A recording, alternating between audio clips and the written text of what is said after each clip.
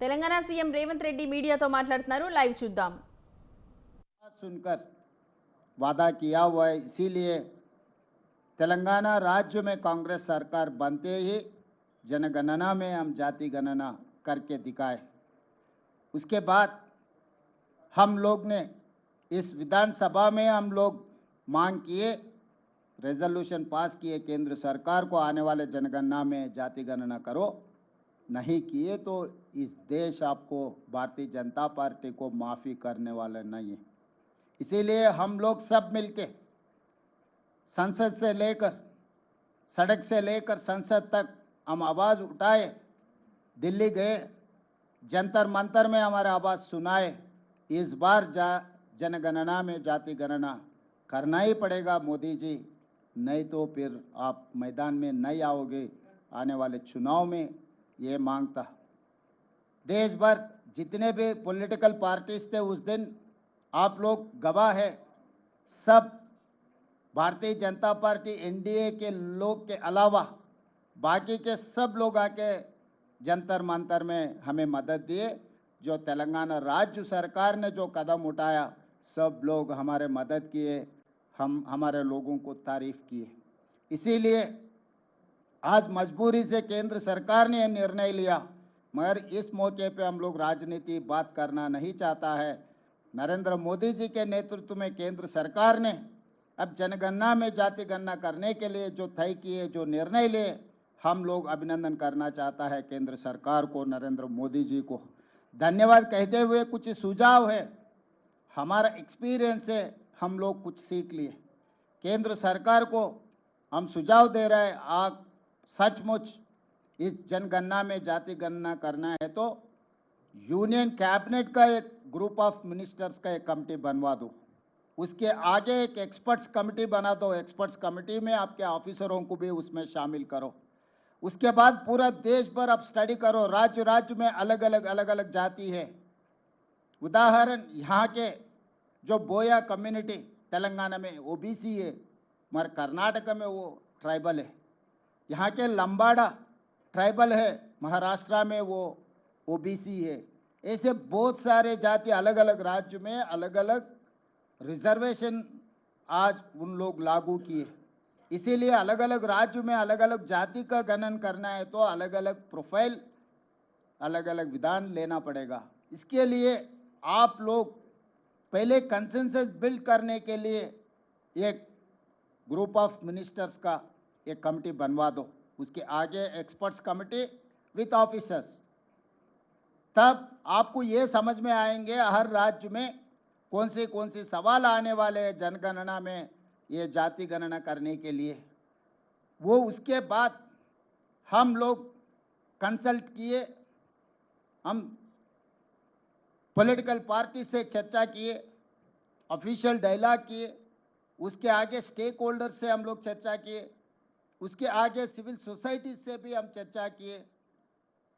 पूरा राज्य में जितने भी जिले हैं हर जिले को हमारे एक्सपर्ट्स कमेटी को हम भेज दिए, ग्रुप ऑफ मिनिस्टर्स को वहां पर भेज दिए, लोगों का आवाज सुने, लोगों का सवाल को जवाब दिए सरकार ने। हम जो सवाल करना है 57 क्वेश्चंस हम तैयार किए जो डेटा लेने में, ये डेटा में आप लोग हर किसी का, हर परिवार का पूरा जाति के साथ साथ में उनके पूरे डिटेल्स 8 पेज में कुछ कम 60 सवाल हम तैयार किए। ये सवाल सरकार ने बंद कमरे में बाबू लोग नहीं बनाए, जनता से हम सुझाव लिए, वो सुझाव लेकर हम लोग ये पूरा 8 पेज का क्वेश्चनियर बनाए। तो इसके आगे भी हम डेटा प्राइवेसी एक्ट भी लागू किए कि किसी का अगर डिटेल्स और कहीं पब्लिक डोमेन में गए तो उनका प्राइवेसी एक्ट इफेक्ट नहीं हुआ, जैसा भी हम लोग एक सुझाव लेकर एक्सपर्ट्स कमेटी बना के हम लोग बनाए।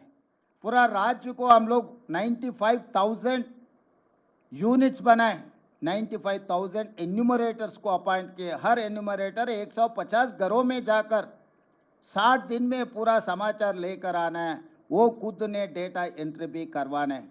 हर 10 एन्यूमरेटर को एक सुपरवाइजर को लगाए, कम से कम 10,000 लोगों को सुपरवाइजर बनाए कि ये 10-10 एनुमरेटर सही तरीका से काम कर रहे हैं, सही तरीका से समाचार ले रहे हैं, सही तरीका से कंप्यूटराइजेशन करवा रहे, सब सारे हम लोग सुपरवाइज किए। एन्यूमरेटर से लेके चीफ सेक्रेटरी तक बार बार हमारा ग्रुप ऑफ मिनिस्टर्स रिव्यू किए। मुख्यमंत्री होदा पे मैं भी 8 बार रिव्यू किया, सुझाव दिए। उसके बाद पूरा डेटा बनाने के बाद हम लोग पब्लिक डोमेन में रख दिए। उसके आगे भी कुछ सुझाव आए। 96% एन्यूमरेट किए, उसके आगे 4% नहीं किया था। लोग दोबारा मांगे 60 दिन के बाद, हम लोग और भी एन्यूमरेट करने के लिए तैयार है, हमको मौका नहीं मिले। उसके बाद हम ऑनलाइन मौका दिए, टोल फ्री नंबर दिए, ऑफिसेस में काउंटर खोल के रखा है, कोई भी आए आप इसमें शामिल हो जाओ, इसमें भर्ती करो, इसका डेटा दे दो। दोबारा भी हम 14 दिन मौका दिए, तो 3 महीने में ये सब सारे कर दे के हम एक तरीका से without any controversy, without any legal litigation, without any political interference, we have made a very good policy document of caste census. आज इस देश में तेलंगाना मॉडल हर किसी के लिए काम पे आ जाएंगे। हम लोग जिम्मेदारी समझ रहे हैं, हम लोग किसी को कम करने के लिए कोशिश नहीं कर रहे हैं। मोदी जी या केंद्र सरकार ने तेलंगाना मॉडल पूछे, तेलंगाना मॉडल से कुछ सीखे, हमको कोई एतराज नहीं है। हमारे जिम्मेदारी है, हम जिम्मेदारी से काम निभाएंगे, जिम्मेदारी से जो सवाल जवाब है हम देने के लिए तैयार है। इसीलिए आज केंद्र सरकार को और नरेंद्र मोदी जी को मेरा एक ही सुझाव है, अगर सचमुच जनगणना में आप जाति गणना करना है तो पहले ग्रुप ऑफ मिनिस्टर्स को अपॉइंट करो, उसके आगे एक्सपर्ट्स कमिटी बना दो। ये group of ministers and experts committee हर राज्य में जाकर राज्य सरकार से संवादन कर दे के उन लोगों का सुझाव भी ले लो। उसके आगे स्टेक होल्डर्स का भी आप पूरा देश भर आप मीटिंग लगवा दो। उसके आगे सिविल सोसाइटी से भी आप इंटरेक्शन का काम कर दो। ये सब होने के बाद टर्म्स ऑफ रेफरेंस, आप क्या पूछना चाह रहे, कौन सी तरीका से काम करना चाह रहे, कब तक आप पूरी करना है। हमारा पहले डिमांड अब कब शुरू करने वाले, कब तक खत्म करने वाले, पहले ये तो इस देश को बोलने का जिम्मेदारी आपके ऊपर है मोदी जी। और रहा सवालों का, क्योंकि ऐसे ही जनरल इंफॉर्मेशन आप लेके कर दिए तो इससे कोई फायदा नहीं है, आगे जाति के लिए कोई फायदा भी नहीं है। राहुल गांधी जी ने ये साफ कहा, this is an society x-ray. एक आदमी का अगर दवाखाना को गए तो एक्सरे किए तो जितने भी उनके प्रॉब्लम्स आइडेंटिफाई हो सकता है, समाज में जितना भी प्रॉब्लम्स है ये जनगणना में जाति गणना करने के वजह से एक्सरे मिलेगा। एक्सरे मिले तो आप इसका ट्रीटमेंट इलाज कर सकता है। इसीलिए केंद्र सरकार को हम ये गिनती करना चाहता है कि आप हमारे एक्सपीरियंस से आप कुछ सीखने के लिए कोशिश करो। एक एक्सपर्ट कमेटी को आप यहाँ भेज दो। हमारे पूरा सरकार के सिस्टम पूरा खड़ा होकर केंद्र सरकार को मदद करने के लिए हम राजी है, क्योंकि इस देश में जो 90% एससी एसटी बीसी माइनॉरिटीज है, उनके वेलफेयर के लिए, उनके डेवलपमेंट के लिए राज्य सरकार और केंद्र सरकार मिलजुल के काम करने का वक्त आए। आज वो सवाल पूछ रहा है, सवाल कर रहा है राज्य और केंद्र सरकारों को। इन लोगों को भरोसा देने का जिम्मेदारी प्रधानमंत्री होते हुए आपके ऊपर, तेलंगाना मुख्यमंत्री, मेरा ऊपर बहुत बड़ा जिम्मेदारी है। ये जिम्मेदारी निभाने के लिए हम तैयार हैं, हम राजी हैं। यहाँ पर कोई राजनीति करने का इरादा हम लोगों को नहीं है। हम लोग केंद्र सरकार को मदद करने के लिए, साथ मिलकर काम करने के लिए हम तैयार हैं। जब तक आप ये पूरा जनगणना में जाति गणना करने के लिए तारीख तय करो, उसके आगे टर्म्स ऑफ रेफरेंस तय करो, उसके आगे प्रोसेस पूरा तैयार करो, उसके बाद ये पूरा मिलने के बाद ये डेटा लेकर क्या करना है, वो एक बड़ा सवाल अपने सामने खड़ा है।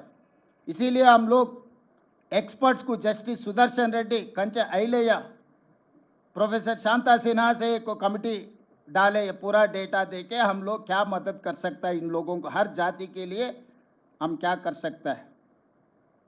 All these are experts in the society. They have rich experience.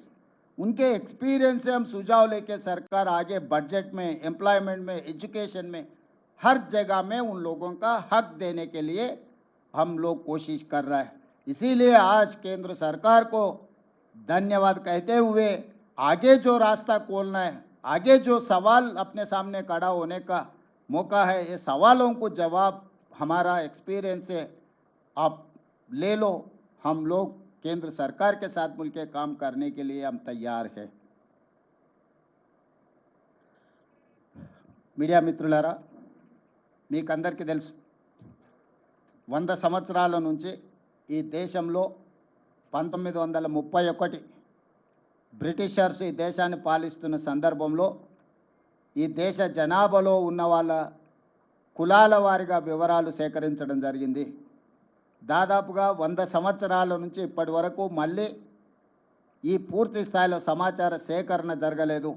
2010లో Manmohan Singh గారు, శ్రీమతి సోనియా గాంధీ గారు యూపీఏ చైర్పర్సన్గా ఉన్నప్పుడు ఒక ప్రయత్నం చేసిండ్రు, సమాచార సేకరణ చేసిండ్రు. కానీ ఆ వివరాలు పూర్తిగా ప్రజలకు అందుబాటులోకి రాలేదు, ప్రభుత్వం ఆమోదించలేదు. నరేంద్ర మోడీ గారు ప్రధానమంత్రిగా బాధ్యత చేపట్టిన తర్వాత ఆ నివేదికను కాలగర్భంలో కలిపేసిండ్రు. ఈ 11 సంవత్సరాలు వారు ఎలాంటి ప్రయత్నం చేయలేదు.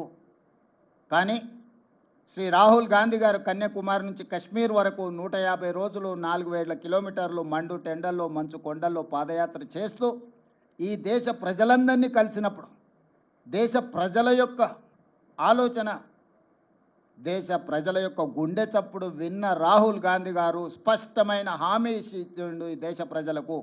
ఏ రాష్ట్రంలో మా ప్రభుత్వం ఏర్పడుతుందో ఆ రాష్ట్రంలో మేము జనగణనలో కులగణనను ఏర్పాటు చేస్తాము, వివరాలు సేకరిస్తాము.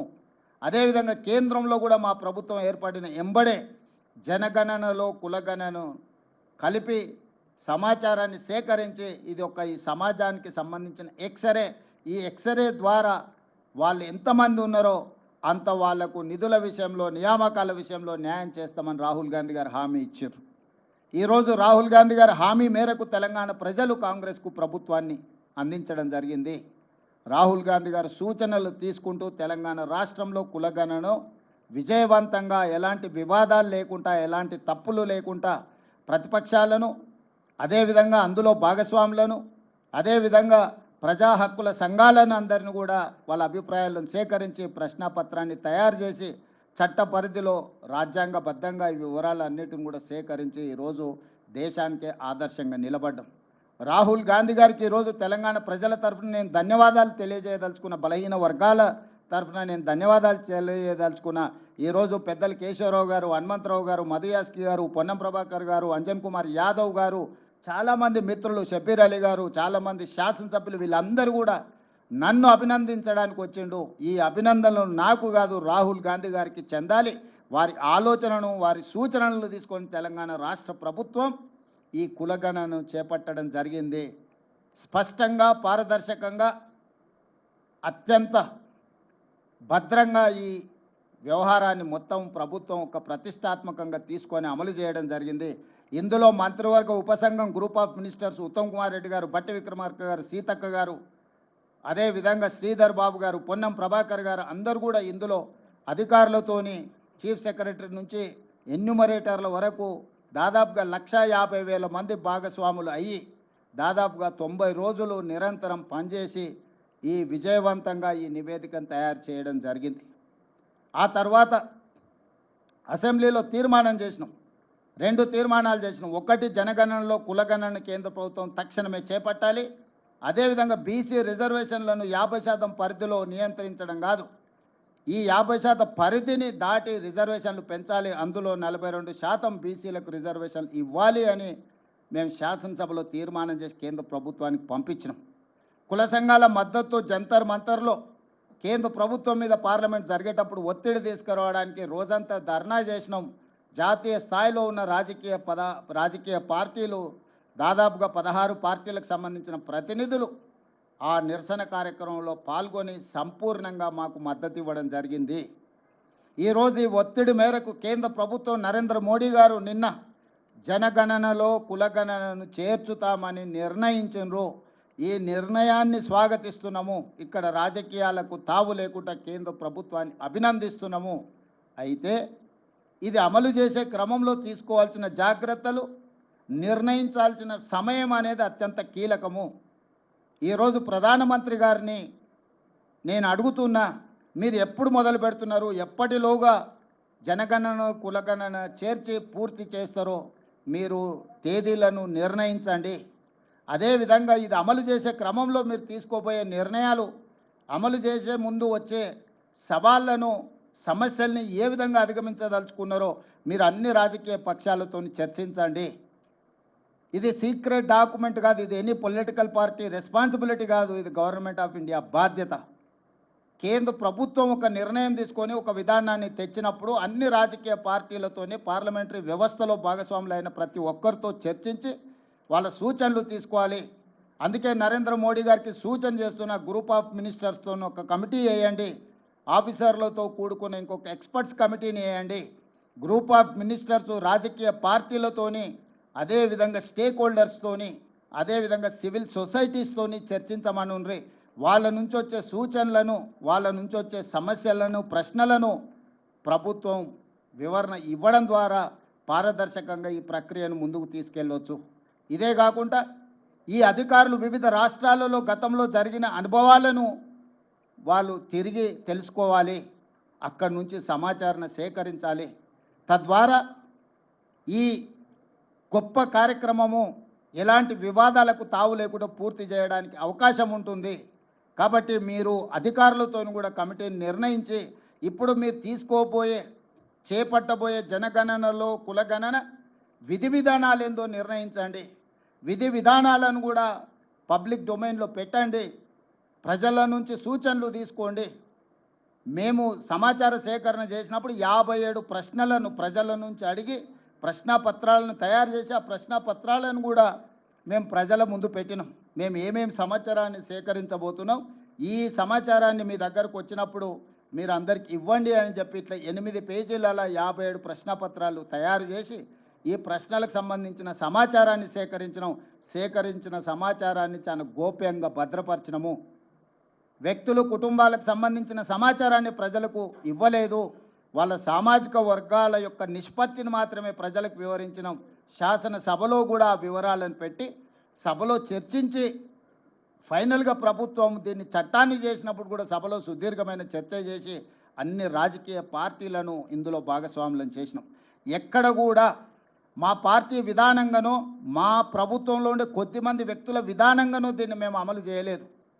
4 కోట్ల తెలంగాణ ప్రజలు, ప్రతిపక్ష పార్టీలతో సహా ప్రభుత్వం, అదేవిధంగా స్టేక్ హోల్డర్స్ ఎవరైతే భాగస్వాములు ఉన్నారో, లబ్ధిదారులు ఉన్నారో వాళ్ళు, అదేవిధంగా ప్రజా హక్కుల కోసం పనిచేసే వాళ్ళందరినీ కూడా ఇందులో భాగస్వాములను చేసి వాళ్ళకు నమ్మకం, విశ్వాసం కల్పించి ఈరోజు ఈ కార్యక్రమాన్ని ముందుకు తీసుకెళ్ళినాం. అందుకే ఈరోజు తెలంగాణలో దేశంలోనే మొదటి రాష్ట్రంగా తెలంగాణ నిలబడ్డది. ఇవాళ దేశానికే ఆదర్శంగా తెలంగాణ ముందు వరుసలో ఉన్నది. నిన్న రాహుల్ గాంధీ గారు అదే విషయం చెప్పినారు. తెలంగాణ మోడల్ ఈ దేశానికి రోల్ మోడల్. ఈ రోల్ మోడల్ నుంచి మీరు నేర్చుకోండి, తద్వారా పకడ్బందీగా దీన్ని అమలు చేయండి అని రాహుల్ గాంధీ గారు సూచన చేసినారు. రాహుల్ గాంధీ గారిని ఈ పత్రికా సమావేశంలో అభినందిస్తూ అదేవిధంగా నరేంద్ర మోడీ గారికి సూచన చేస్తూ మీరు మా ప్రభుత్వం వైపు నుంచి మేము సహకరించడానికి సిద్ధంగా ఉన్నాము, కేంద్ర ప్రభుత్వంతో కలిసి పనిచేయడానికి సిద్ధంగా ఉన్నాం, మా అనుభవాన్ని కేంద్ర ప్రభుత్వంతో పంచుకోవడానికి మాకు ఎలాంటి భేషజాలు లేవు. రాజకీయ ప్రక్రియలో కానీ, అధికారుల నిర్ణయాలలో కానీ, అదేవిధంగా ఇప్పుడు జస్టిస్ సుదర్శన్ రెడ్డి, కంచె ఐలయ్య గారు, ప్రొఫెసర్ శాంతాసేన గారు ఇలాంటి మేధావులను కూడా ఈ నివేదిక ఇచ్చి ఏ రకంగా ఈ నివేదిక ద్వారా ఈ పేదలకు, ఇందులో భాగస్వాములకు న్యాయం చేస్తామో కూడా ఒక ఎక్స్పర్ట్స్ కమిటీని కూడా వేసి వాళ్ళ నుంచి కూడా మేము అడ్వైస్ తీసుకుంటున్నాము. ఎందుకంటే నివేదిక తయారు చేయడంతో మన బాధ్యత అయిపోలేదు. ఆ నివేదిక ద్వారా నిజమైన పేదలకు లబ్ధి చేకూరాలి, నిజమైన బలహీన వర్గాలకు మేలు జరగాలి అన్న ఆలోచన కృత్రిమంగా 50% రిజర్వేషన్ ఏదైతే అప్పర్ లిమిట్ క్యాప్ పెట్టినరో దాన్ని తొలగించడమే కాదు, బీసీలకు 42% రిజర్వేషన్ ఇవ్వాలి అన్న ఆలోచన ఏదైతే ఉన్నదో మేము తీర్మానం చేసినాం, జంతర్ మంతర్లో ధర్నా చేసినాం. ఏది ఏమైనా నిన్న కేంద్ర ప్రభుత్వం నిర్ణయం తీసుకున్నది ఆలస్యమైన ఈరోజు ఈ నిర్ణయం తీసుకున్న దాన్ని స్వాగతిస్తూ దీన్ని పక్కడబందీగా అమలు చేయాలన్నదే మా ఆలోచన. కేంద్ర ప్రభుత్వానికి సంపూర్ణంగా రాష్ట్ర ప్రభుత్వం సహకరించి జనగణనలో కులగణనను పక్కడబందీగా చెయ్యాలి. తద్వారా బలహీన వర్గాలకు 42% రిజర్వేషన్లు రావాలి.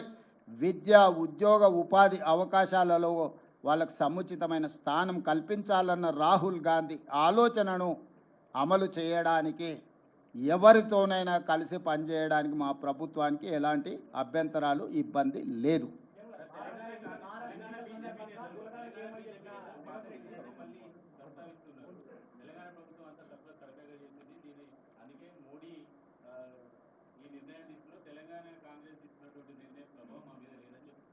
నేను వాళ్ళ మీద ప్రభావం ఉందా లేదా, రాజకీయపరమైన ఆరోపణలు ప్రత్యారోపణలు ఈ సందర్భంగా చేయదలుచుకోలేదు. లక్ష్యం మాకు స్పష్టంగా ఉంది.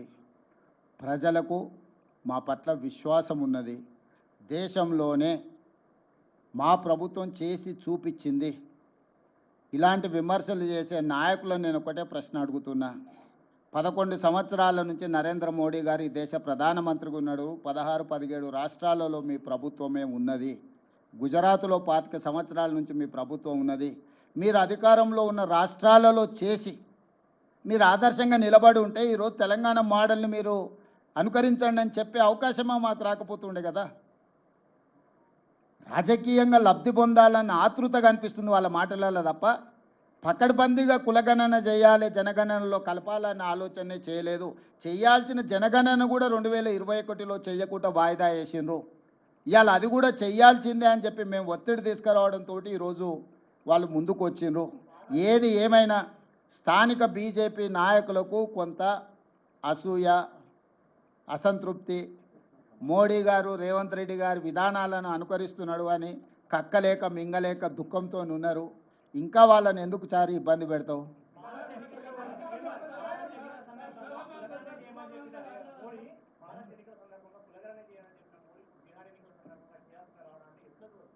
అంటే ఇవన్నీ రాజకీయాలకు ముడిపెట్టకండి. నేను ఒకటే చెప్తున్నా, ఇది ఈ దేశ ప్రజలకు మేలు జరుగుతుంది.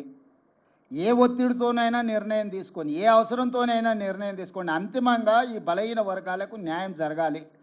ఇప్పుడు రాజకీయపరమైన వివాదాలను, ఆరోపణలు చేయడం మొదలు పెడితే ఆ వర్గాలకు నష్టం జరుగుద్ది.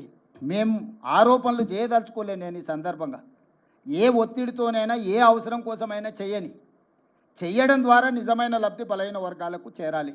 అదే మా లక్ష్యం, రాహుల్ గాంధీ గారి లక్ష్యం, మా లక్ష్యం, ఈ వేదిక మీద ఉన్న ప్రతి ఒక్కరి ఉద్దేశం అదే. కాబట్టి మేము దీన్ని ఏ ఎన్నికలకు, ఏ రాజకీయ వివాదాలకు మేము ముడిపెట్టదలుచుకోలేదు.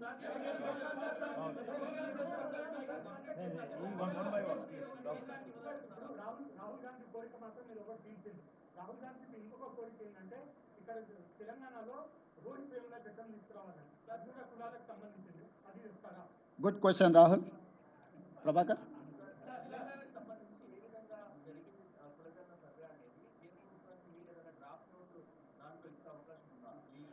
మేము ఆల్రెడీ ఆ నివేదిక పంపించినాము. ఫర్దర్గా వాళ్ళకి ఏదైనా కావాలనుకుంటే ఒక డెలిగేషన్, ఆఫీసర్స్ డెలిగేషన్ కానీ గ్రూప్ ఆఫ్ మినిస్టర్స్ వచ్చినా కూడా పవర్ పాయింట్ ప్రజెంటేషన్ ఇచ్చి మా అనుభవాలను అన్నిటిని కూడా వాళ్ళతో పంచుకుంటాము. వాళ్ళు ఇక్కడికి వచ్చిన సమాచారాన్ని ఇస్తాం, లేదు మమ్మల్ని రమ్మంటే కూడా ఢిల్లీకి వెళ్తాం. ఇక్కడ రాజకీయంగా పంతాలకు పట్టింపులకు మేము పోదలుచుకోలేదు. ఈ ప్రక్రియ పకడ్బందీగా చేసి సరైన సమయంలో మనం చేస్తే వీళ్ళందరికీ మేలు జరుగుతుంది. వీళ్ళ కోసం ఒక మెట్టు దిగడానికి కూడా, బలహీన వర్గాల కోసం ఒక మెట్టు దిగడానికి కూడా మా ప్రభుత్వానికి ఎలాంటి భేషజాలు లేవు.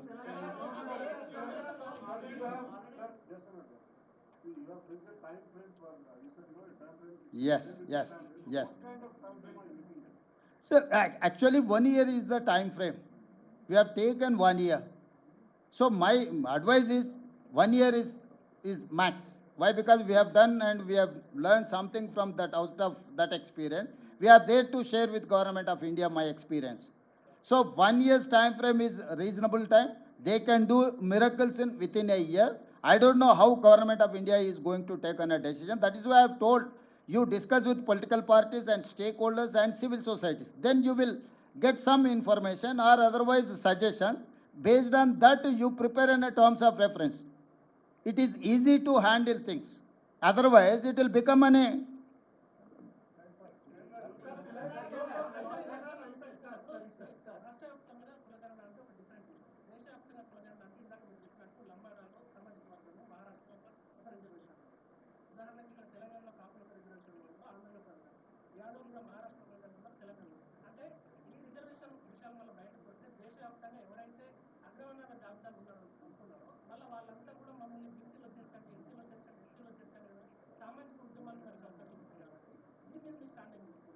ఇప్పుడు వాస్తవంగా దీన్ని గందరగోళపరిచే వాళ్ళు లేవనెత్తుతున్న అంశాలు ఏ రాష్ట్రానికి ఆ రాష్ట్రానికి రిజర్వేషన్లు ఆ సామాజిక వర్గాల నేపథ్యాన్ని తీసుకొని నిర్ణయాలు జరిగినాయి. ఇది స్టేట్ యాజ్ ఏ యూనిట్. నేను అందుకే ఆ సూచన చేసిన. ఇప్పుడు ఈ ప్రశ్నలన్నీ కూడా వాళ్ళు ఆల్ పార్టీ మీట్ పెట్టినరు అనుకో, లేకపోతే స్టేక్ హోల్డర్స్ మీట్ పెట్టినరు అనుకో, లేకపోతే సివిల్ సొసైటీస్ని పిలిచినరు అనుకో, మీరు అడుగుతున్న ప్రశ్నలన్నీ ప్రభుత్వం ముందుకు వస్తాయి. ఎక్కడైనా ఏ స్టేట్కి ఆ స్టేట్ రిజర్వేషన్లలో ఏది ఎందులో కలుపుకోవడానికి వెసులుబాటో ఆ లిస్ట్ ఉంది. ఒకవేళ ఏదైనా సామాజిక వర్గం ఒక రాష్ట్రం గతంలో కాపులు ఓసీలలో ఉండేది, 1976లో బీసీలలోకి వచ్చిండ్రు, 1976 కంటే ముందు లంబాడాస్ కూడా బీసీలలో ఉంది, తర్వాత వాళ్ళని ఎస్టీలలో తీసుకొచ్చిండ్రు. ఇట్లా రకరకాల సామాజిక వర్గాలు వివిధ సందర్భంగా ఎల్లాపుల కొప్పుల వెలమ వాళ్ళందరూ ఒకప్పుడు ఓసీలు. చంద్రశేఖరరావు గారు 96లో వారిని తీసుకెళ్లి బీసీలలో కల్పించిండు. దీనికి లోకల్ బాడీ ఎన్నికలకు సంబంధం లేదు.